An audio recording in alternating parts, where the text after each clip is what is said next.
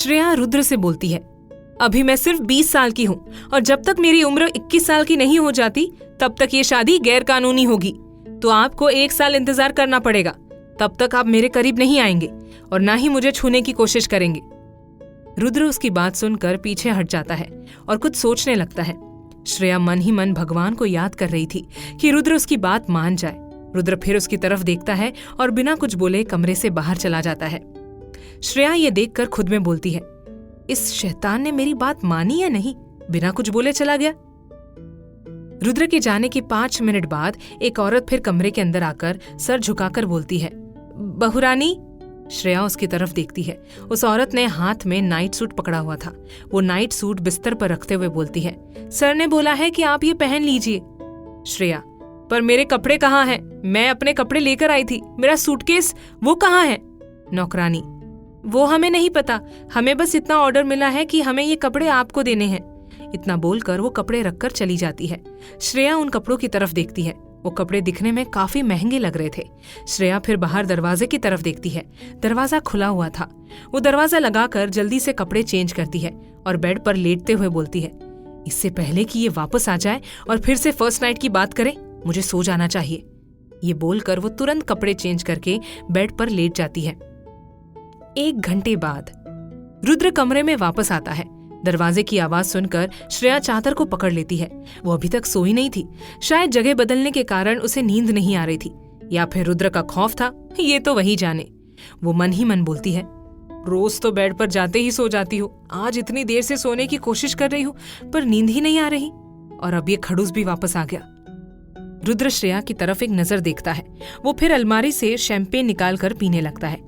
श्रेया को बहुत घबराहट हो रही थी। रुद्र फिर आकर बेड पर उसके बगल में बैठ जाता है और उसे देखने लगता है। श्रेया उसकी तरफ पीठ करके लेटी थी, पर अभी भी उसे अपने शरीर पर रुद्र की नजर फील हो रही थी।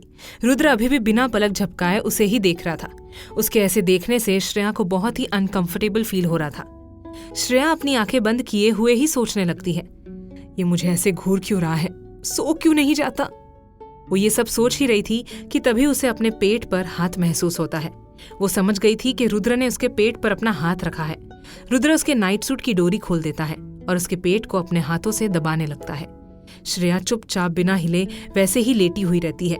उसे अब बहुत ज्यादा घबराहट हो रही थी। रुद्र फिर उसके कमर के नीचे अपना हाथ फेरने लगता है और उसके बाद वो अपना हाथ श्रेया के सीने की तरफ ले जाने लगता है। ये महसूस करते ही श्रेया अपने हाथ से चादर को और कसकर पकड़ लेती है और अपनी आंखें जोर से बंद कर लेती है। रुद्र फिर उसके कान के पास आकर उसके कान में किस करके बोलता है, सो क्यों नहीं रही हो तुम? श्रेया उसकी आवाज सुनकर भी उसे कोई जवाब नहीं देती। वो अपनी आंखें बंद करके सोने का नाटक कर रही थी, पर रुद्र भी अच्छे से समझ रहा था कि श्रेया को नींद नहीं आ रही, वो बस सोने का नाटक कर रही है। रुद्र फिर अपनी उंगलियों को उसके गर्दन के पास घुमाते हुए बोलता है, अगर नींद नहीं आ रही तो हम कुछ और भी कर सकते हैं। मैं रेडी हूं, पर क्या तुम रेडी हो? शायद वो करने से तुम्हें थकान के कारण जल्दी नींद आ जाए, तो शुरू करें। रुद्र की ये बात सुनते ही श्रेया बहुत ज्यादा डर जाती है और थोड़ी ही देर में वो सो भी जाती है। रुद्र फिर श्रेया को अपनी तरफ करता है और प्यार से उसके चेहरे को निहारते हुए मुस्कुराने लगता है। थोड़ी देर बाद श्रेया को अपनी बाहों में भरकर वो भी सो जाता है। अगली सुबह जब श्रेया की नींद खुलती है और वो अपनी आंखें खोलती है तो देखती है कि रुद्र उसे ही देख रहा था।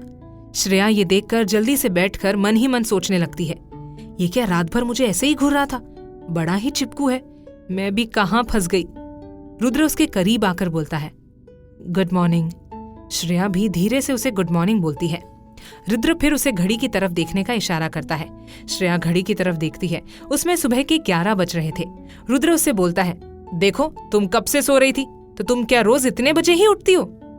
श्रेया, नहीं, रोज मैं जल्दी उठ जाती हूँ 9 बजे तक।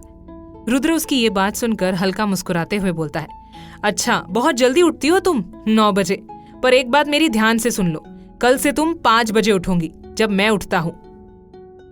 श्रेया उसकी ये बात सुनकर गुस्से में बोलती है, नहीं, मैं 5 बजे नहीं उठूंगी, मुझे सोना बहुत पसंद है। रुद्र, और क्या पसंद है मेरी जान को? श्रेया उसके मुंह से जान सुनकर तो बेहोश ही होने वाली थी। वो फिर खुद को संभाल कर उससे बोलती है, और मुझे फास्ट फूड खाना पसंद है, जैसे गोलगप्पे और बाहर की चीजें। रुद्र, ठीक है, तुम्हें जो पसंद है ना, मैं तुम्हें वो सब कुछ करने दूंगा, पर बदले में मुझे भी कुछ चाहिए। श्रेया उसकी बात का मतलब अच्छे से समझ रही थी।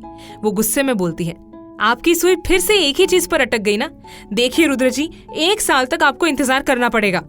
रुद्र, क्यों? मैं क्यों इंतजार करूं? क्योंकि तुम 20 साल की हो इसलिए? ये देखो।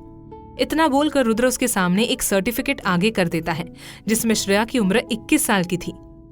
श्रेया हैरानी से उस सर्टिफिकेट को देखने लगती है। रुद्र उससे आगे बोलता है, लो, अब तुम्हारा ये 1 साल वाला प्रॉब्लम खत्म। अब तुम मेरी हो गई हो और अब तुम मुझे खुद के करीब आने से नहीं रोक पाओगी। इतना बोलकर वो उसे अपनी बाहों में भर लेता है। क्या होगा कहानी में आगे जानने के लिए सुनिए अगला एपिसोड।